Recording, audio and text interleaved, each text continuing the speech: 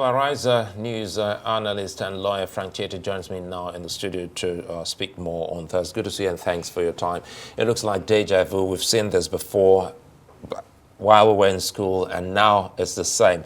Help us make sense. Give us an overview of the reasons and why we're here again, even in 2024.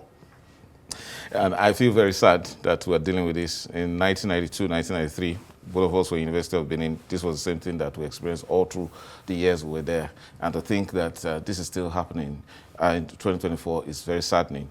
And a lot of reasons can be adduced for this. Before now, I have taken a very one-sided approach, that is, let us stick to the provisions of the law. For example, the Trade Union Act outrightly, bans or, says that there should be no strike whatsoever by unions and workers that are providing essential services like education. But unfortunately, it looks as if that the government doesn't take workers in Nigeria seriously. And I've attempted to fathom a reason why the government doesn't take workers seriously. And I can only adduce one for now. That is, employment in Nigeria is seen as a form of social security. For persons who have been employed, because it has a way of taking care of some members of the population. And that secretly within the government knows that there is serious underproductivity by the Nigerian worker.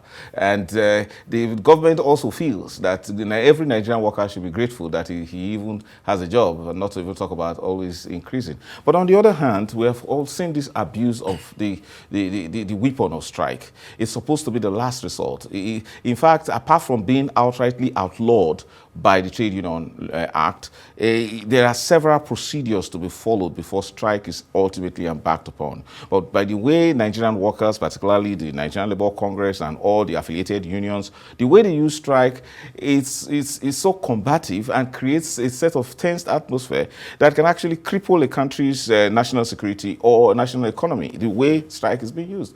Now, it's often the case that two parties, that is the employer, most times the government, that is usually the oppressor, and the employee, that form unions, that don't usually think about government services to the Nigerian public, to the students, to the parents. They don't think about that. And that's where the disservice is. So we have to find a way of, applying the processes of the law, whether by way of mediation, conciliation, and even the personality of the Minister of Labour. It's very important that that person should not only exercise the statutory powers of intervening by appointing a conciliator or at the appropriate time, referring a matter to the industrial arbitration panel, all of these processes which need to be exhausted before ultimately embarking on strike. We hardly hear from the minister. And then these unions hardly employ these alternative methods. And then the next thing they hear is that they're going to strike. Going on strike actually is subversive. I think it's a huge threat to national security, unfortunately. But again, Frank, how do you look at it? Yes, that's another angle, national threat to national security. We'll come back and expand that and also talk about the impact this may have on students. But again, listening to them, they did say they gave two, warnings, 2 weeks back to back, and they were ignored. How, in the face of this, do you expect the unions to forge ahead when the government is adamant? See, it's a good thing that in Nigeria we operate a democracy that allows unionism. So, but what's the purpose of unionism? Is to cater to the welfare of the workers by way of a form of collective bargaining and engagements with the employer. So the employer often argues that, look, if you don't like the conditions of service, why don't you just resign? But in this case, philosophers by elementary philosophy course tells me of the fallacy of argumentum ad baculum. That is, instead of seeing reason, you just apply to force. And then you say, look, we are the union, we own this workspace, and if you don't kowtow or agree to our demands, we'll shut down. So that kind of language doesn't help in a democracy. Even though I'm not saying even though the Nigerian government successfully in the era of Olusegun Obasanjo, in the times of Adams Oshiomhole as NLC chairman, the government successfully through the National Assembly outlawed strike. And in that case, there is a reason why. Because this economy, this social system is too fragile to take care, to accommodate all this kind of strike. If, for example, it's painful that for arguments over salaries, you shut down universities, across the entire country? And the question will often arise that should government really be the employer of all of these university staff? Don't we have governing councils? So shouldn't university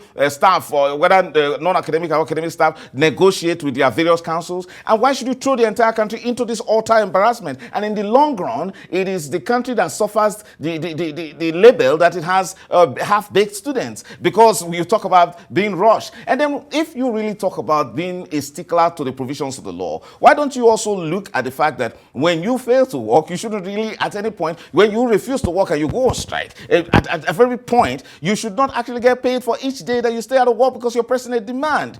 But in this case, these workers, and I hate to say this because it looks as if I'm anti-union and I'm anti-work, I know, the government should be more responsible to take care of those that it has employed. It should be able to keep to agreements. The minister should be able to, look at the various collective agreements that have been submitted to it and ensure that before a strike even occurs, it should be proactive. The minister of labor should be proactive enough to stop that. However, you don't, as a citizen of this country that is a worker, simply embark on a subversive process that is capable of actually threatening the whole foundation of this country. Well, Frank, you seem to almost covered everything now. But again, let's talk about, by the way, I think kudos to the National Security Advisor here, because now what you talked about security implication, we saw that for the first time in a long time, the NSA had that conversation with the NAFDAC staff, and that strike was suspended.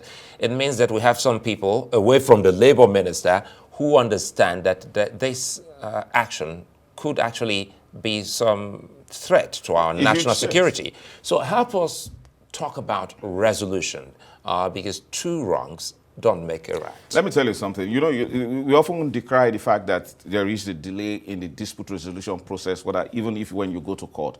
There is a philosophy behind that. When parties begin to employ civil procedures in trying to resolve disputes, it takes time. Whereas that period of time it takes, has a way of diffusing tension, not only diffusing tension, but also has a way of generating resources for the resolution of the matter. And that's the reason why we shouldn't always run to take strike. Even if you can see much of the commentary we have heard today talking about issuing warnings to the government, we shouldn't be speaking in such a language. I'm not trying to be this unnecessary conciliatory. The truth about it is that we must, at every point in time, recognize that there is a government, however poor it is operating. Now, stay with the processes. Now, imagine if the unions actually, engage the minister, engage the arbitration panel, if any, engage the National Industrial Court, and then in this process, the government will see those ones as proper warnings. It's not by going on strike that constitute warning.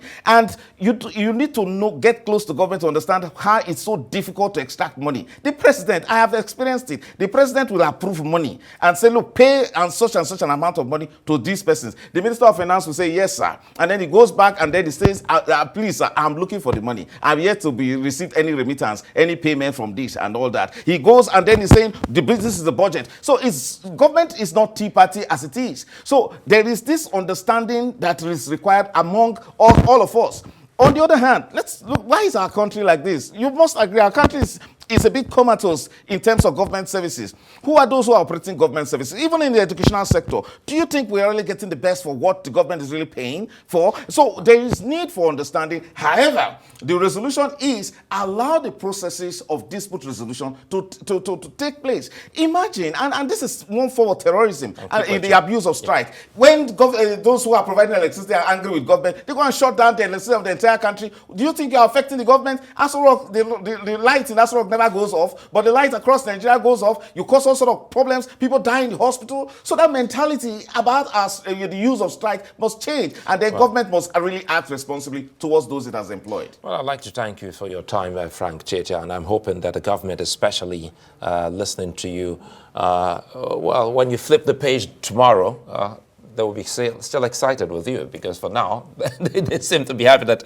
it looks like Frank is doing our job for us. But what Frank is saying is that we own this state, right? Absolutely. Yes. So Frank Tietie, always a delight having you on Newsnight. Yes.